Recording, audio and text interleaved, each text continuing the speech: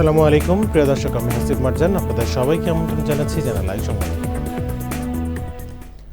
আর বিস্তারিত সংবাদের শুরুতে জানিয়ে দিচ্ছি ফ্রেশ আটা ময়দা সুজি সংবাদ শিরোনামগুলো। প্রশাসনকে জনবান্ধব করতে প্রধানমন্ত্রীর উদ্যোগের প্রশংসা, দক্ষ যোগ্যতার পদায়ন এবং রাজনীতিমুক্ত জনপ্রশাসন গড়ে তোলার পরামর্শ।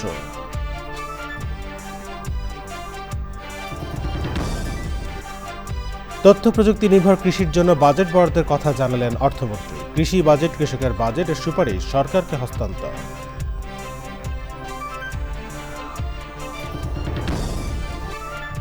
এবং ময়মনসিংহের সীমান্ত এলাকায় সক্রিয় গরু চোরাচালান চক্র, অবৈধ পথে গরু আনার আশঙ্কায় স্থানীয় খামারিদের উদ্বেগ।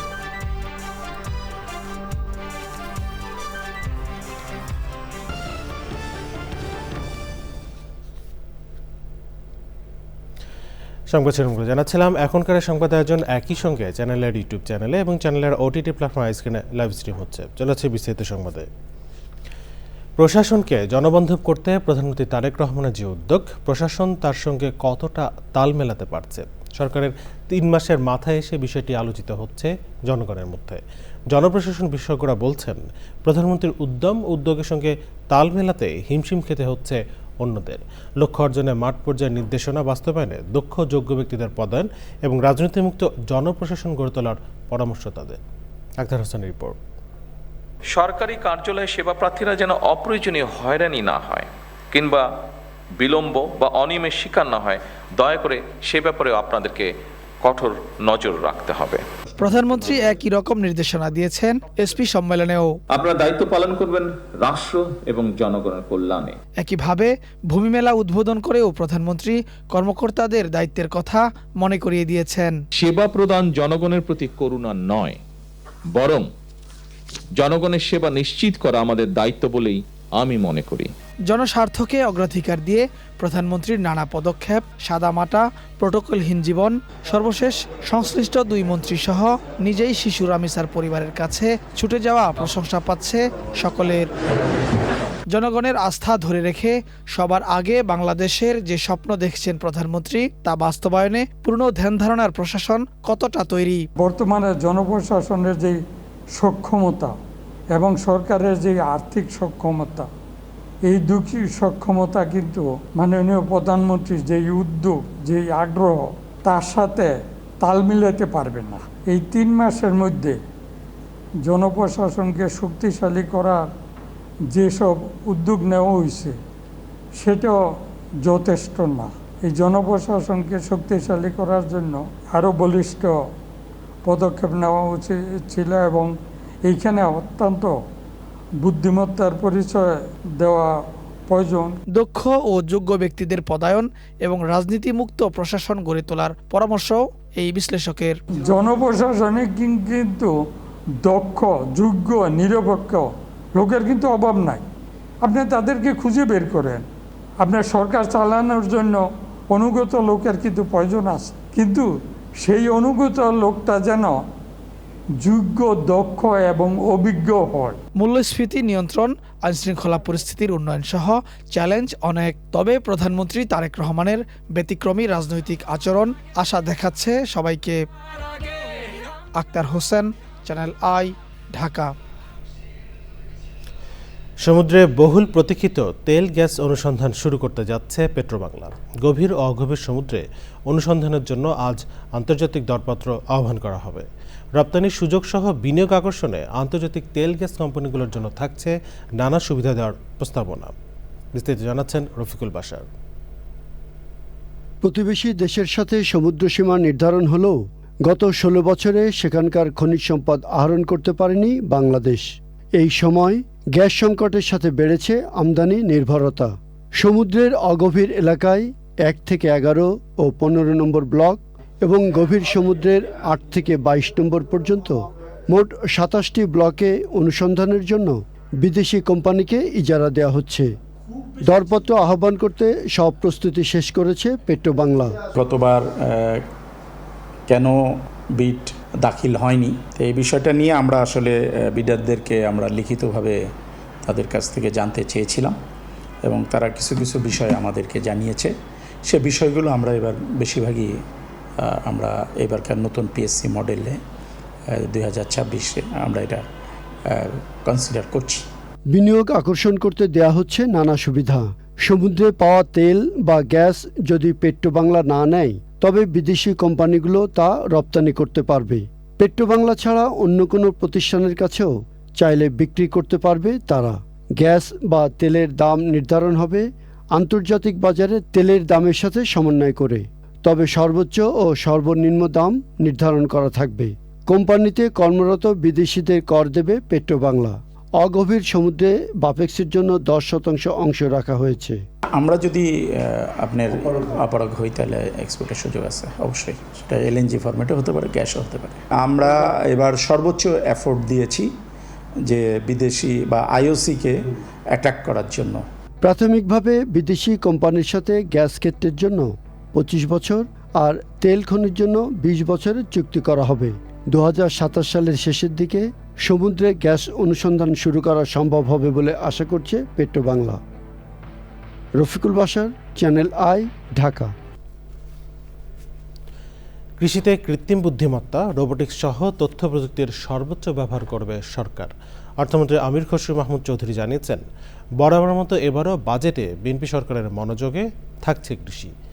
চ্যানেল আয়ের হৃদয়ে মাটিও মানুষের উদ্যোগে কৃষি বাজেট, কৃষকের বাজেট আয়োজনের সুপারিশ হাতে পেয়ে মন্ত্রী বলেন, নির্বাচিত সরকার হিসেবে সব শ্রেণী পেশার মানুষের কথা শোনা এবং তার আলোকে নীতি গ্রহণ সরকারের অগ্রাধিকার। বিস্তারিত জানাচ্ছেন রিজভী নওয়াজ। শহীদ প্রেসিডেন্ট জিয়াউর রহমান থেকে প্রয়াত প্রধানমন্ত্রী বেগম খালেদা জিয়া, বিএনপি সরকারের উন্নয়ন দর্শনের অগ্রাধিকারে বরাবরই গুরুত্বে আছে কৃষি। প্রায় 20 বছর পর তাদেরই জ্যেষ্ঠ পুত্র তারেক রহমানের নেতৃত্বে গঠিত সরকারও কৃষি এবং কৃষকের উন্নতিকে দরদের সাথে বিবেচনায় রেখেছে।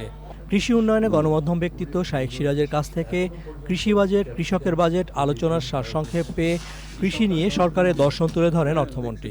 বাংলাদেশে যেখানে যারা আছে, শাইখ সিরাজ সাহেব সহ সকলের ইনপুট নিয়ে আমরা পলিসি করছি। আমরা তো ইলেক্টেড একটা নির্বাচিত সরকার, আমরা তো কোনো আইল্যান্ডে বসবাস করতে পারবো না। জিয়া রহমান সাহেব যে শুরু করেছে পল্লী বিদ্যুৎ আইন শুরু থেকে শুরু করে কৃষকের যে চাহিদা এবং কৃষি, ওনার সময় তো একমাত্র খাদ্য যেখানে বিশাল ঘাটতির পরে উনি সেটা পূরণ করে রপ্তানি পর্যন্ত সাময়িকভাবে তখন হয়েছিল। বাংলাদেশের মতো এত ছোট জায়গায় এত ঘনবসতি পূর্ণ হয়েও আমাদের কৃষকরা কষ্ট করে কিন্তু আমাদের এই বিশাল জনসংখ্যাকে আমাদের খাওয়া দাওয়ার ব্যবস্থা করছে। সুতরাং এখানে আমাদের একটা বড় থাকবে, বিনিয়োগ থাকবে অবশ্যই, এবং তাদের খালি বিনিয়োগ নয়, যে পলিসিগত সাপোর্ট থাকবে। আমরা মেকানাইজড কৃষির দিকে দিচ্ছি, ন্যানো টেকনোলজির দিকে যাচ্ছি।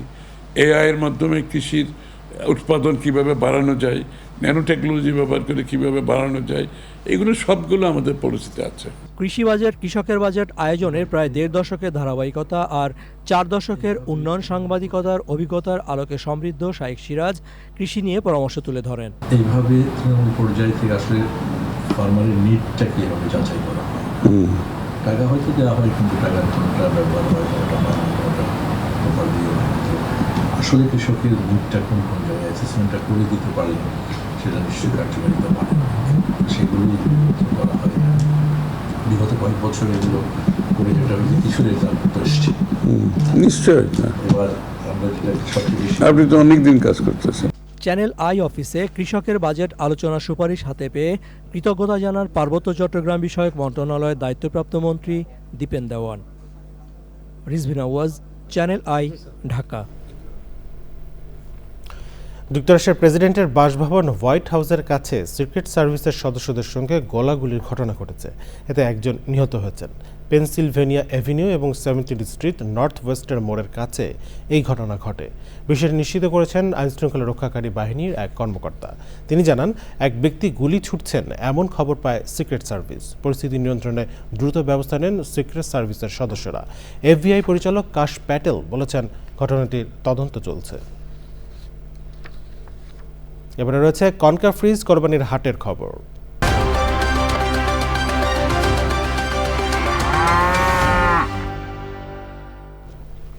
সবার সব প্রয়োজনে আপন হয়ে আছে ফ্যামিলি ফ্রিজ কনকা। হ্যাপি থাকুন। কোরবানি ঈদের খুব কাছাকাছি এসে ময়মনসিংহ সীমান্ত এলাকায় সক্রিয় হয়ে উঠেছে গরু চোরাচালান চক্র। সীমান্ত দিয়ে অবৈধভাবে গরু অনুপ্রবেশের আশঙ্কায় উদ্বিগ্ন স্থানীয় খামারিরা। তাদের দাবি, এতে দেশি গরুর বাজার ক্ষতিগ্রস্ত হবে। ময়মনসিংহ থেকে শেখ মহিউদ্দিন আহমেদের তথ্য ভিডিওচিত্রে রিপোর্ট করছেন জহির মুন্না। ময়মনসিংহের হালুয়াঘাট ও ধুবাউড়া সীমান্ত দিয়ে অবৈধভাবে গরু অনুপ্রবেশের শঙ্কায় রয়েছেন স্থানীয় খামারিরা। প্রতি কোরবানির ঈদের আগে সীমান্ত পথে গরু প্রবেশ বাড়ে বলে অভিযোগ তাদের। এতে গরুর দাম কমে যাওয়ার আশঙ্কা করছেন তারা। গরু চোরাচালান বন্ধে কঠোর নজরদারিরও দাবি জানিয়েছেন খামারিরা। আমরা গরু পরিশ্রম করে পাল্টাচ্ছি, ভারতের গরু যদি বন্ধ না করেন তাই আমরা কি করে চলবো? এই সঠিক দাম পাই না, তাই আমরা গরু ফাইলে কি করবাম? দেখা গেছে ইন্ডিয়া থেকে গরু ঢুকতেছে, গরু ঢোকার কারণে আমার দেশি গরুর মান কমে যাইতেছে, কারণ ইন্ডিয়ার গরু হস্তা পাইতেছে, সবাই কিনতেছে। আমাদের যে খরচ, খাদ্যের দাম যে বৃদ্ধি পাচ্ছে, তো এখন বর্তমানে ইন্ডিয়াতে যে গরু আসা রয়েছে, মানে আমাদের মনে হয় না যে গরু লাভবান হতে পারবো। খাওয়া দাওয়া সব দর বাড়তি, যার কারণে পোষা না, তারপরে ভারতে গরু আসে, তারপরে আমাদের ব্যবসাটা হইতেছে না। ঈদকে সামনে রেখে সীমান্তে নজরদারি ও টহল বাড়ানো হয়েছে বলে জানিয়েছে বিজিবি। ঈদকে সামনে রেখে যাতে কোনো প্রকার ভারতীয় গরু যাতে আমাদের দেশে না আসতে পারে, সেজন্য আমাদের টহল কার্যক্রম 24/7 একটা চালমান রয়েছে। এবং এই ক্ষেত্রে আমাদের যে সফলতার কথা বললাম, সেটা হচ্ছে প্রত্যেক দিন আমরা বেশ ভালো পরিমাণে গরু আমরা ধরতে পারছি। পুলিশও বলছে, চোরাচালান রোধে সব থানাকে বিশেষ নির্দেশনা দেওয়া হয়েছে এবং অভিযান অব্যাহত রয়েছে। আমরা তাৎক্ষণিকভাবে সংশ্লিষ্ট সকল থানাকে আমরা অবগত করি। চোরাই গরু যখন মুখ করে আমরা গরু সহ আসামিকে আমরা অলরেডি প্রস্তুত আছি। ইতিমধ্যে আমরা কয়েকজন আসামিকে ধরেছি, কয়েকটা গরু উদ্ধার করেছি। এবছর ময়মনসিংহে কোরবানির পশুর চাহিদা 1,81,000 হলেও প্রস্তুত রয়েছে প্রায় 2,26,000 পশু। খামারিদের প্রত্যাশা, সীমান্ত দিয়ে অবৈধ গরু অনুপ্রবেশ বন্ধ হলে দেশি গরুর ন্যায্য দাম পাওয়া সম্ভব হবে। Zahir Munna, channel I. এবার যা রয়েছে ফিফা ওয়ার্ল্ড কাপ 2026 প্রসঙ্গ।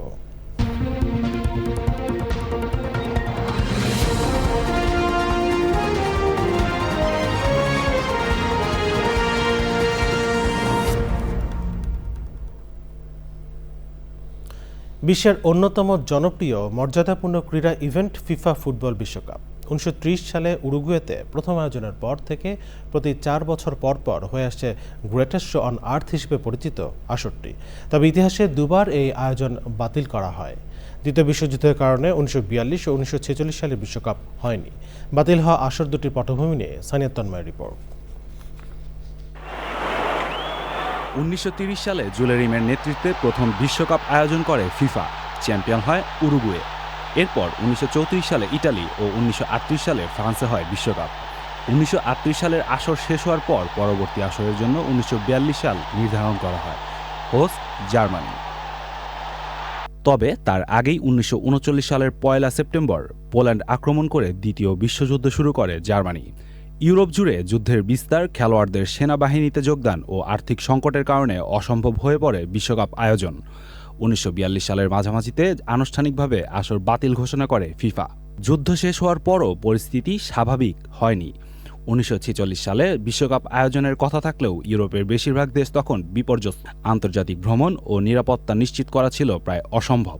তাই 1946 সালের আসরও বাতিল হয়। বিশ্বকাপের অনুপস্থিতিতে ফুটবলের আন্তর্জাতিক জনপ্রিয়তা কিছুটা হ্রাস পায়। তবে যুদ্ধের পর 1950 সালে ব্রাজিলে বিশ্বকাপ আয়োজনের মাধ্যমে ফুটবল আবারও ঘুরে দাঁড়ায়। এরপর থেকে নিয়মিত আয়োজন করা হয় বিশ্বকাপের আসর।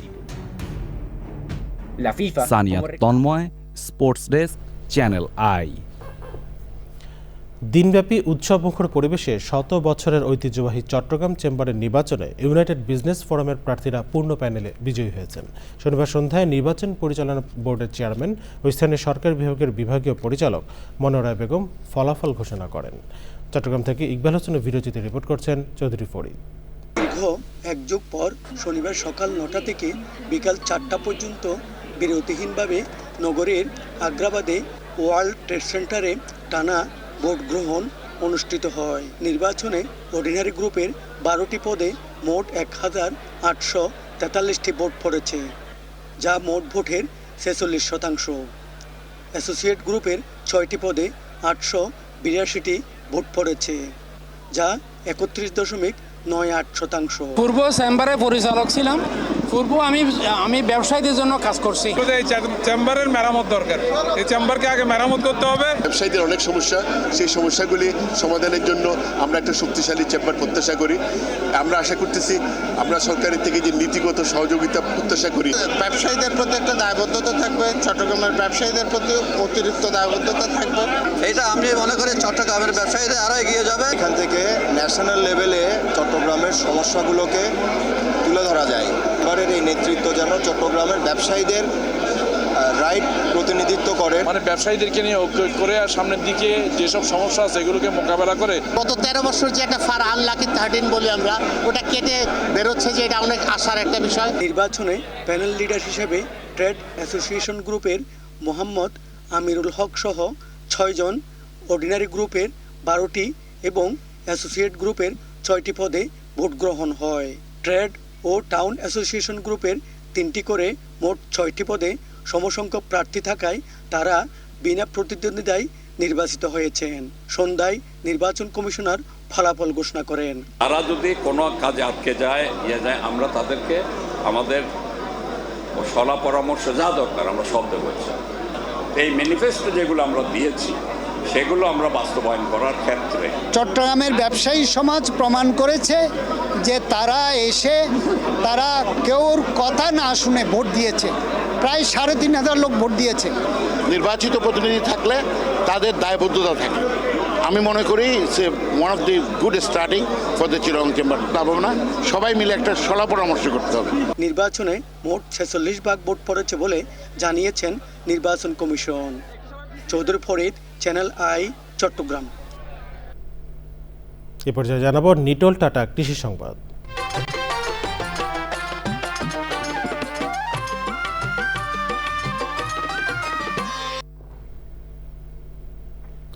ঈদুল আজহাকে সামনে রেখে জমে উঠেছে ভোলা ও হবিগঞ্জের পশুর হাট। হাটগুলোতে চলছে গরু ছাগল কেনাবেচা, দর কষাকষি আর উৎসবের আমেজ। সরবরাহ বেশি থাকলেও দাম কিছুটা চড়া বলে অভিযোগ ক্রেতাদের। বিক্রেতারা বলছেন পশুখাদ্য পরিচর্যার খরচ বাড়ায় দামও বেড়েছে। এখন দেখবেন প্রকৃতি সংবাদ।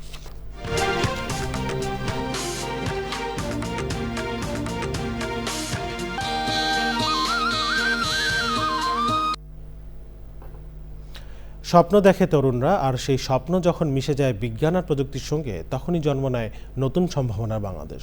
খুলনা বিভাগীয় অডিটোরিয়ামে ৪৭তম জাতীয় বিজ্ঞান ও প্রযুক্তি সপ্তাহ এবং বিজ্ঞান মেলা যেন ঠিক তেমনই এক ভবিষ্যতের গল্প। কারো হাতে রোবোটিক্স, কারো প্রজেক্টে জলবায়ু পরিবর্তন মোকাবিলার নতুন ভাবনা। কেউ ভাবছে পরিবেশ নিয়ে, আর কেউ বা কাজ করছে জীববৈচিত্র্য রক্ষায় আধুনিক প্রযুক্তি নিয়ে। উদ্ভাবন আর সৃজনশীলতায় প্রাণ ফিরে পায় পুরো মেলা প্রাঙ্গণ। জানাবো খেলার খবর।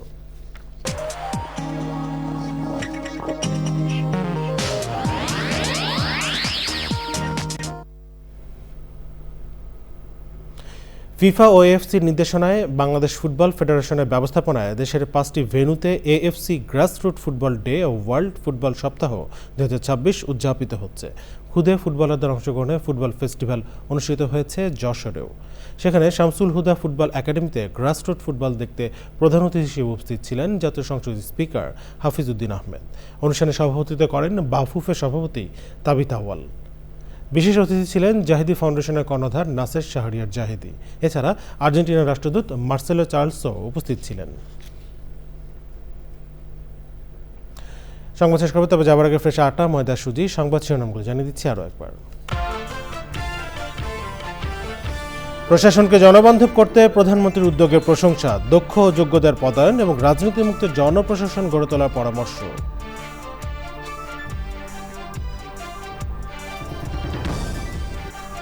তথ্য প্রযুক্তি নির্ভর কৃষির জন্য বাজেট বরাদ্দের কথা জানালেন অর্থমন্ত্রী। কৃষি বাজেট কৃষকের বাজেটের সুপারিশ সরকারকে হস্তান্তর।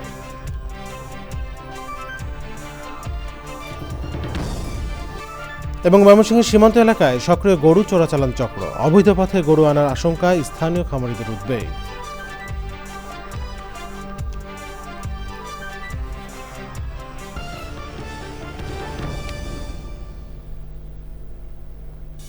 দর্শক, এ ছিল চ্যানেলের সংবাদ এখনকার আয়োজন। এতক্ষণ সাথে থাকার জন্য ধন্যবাদ সবাইকে।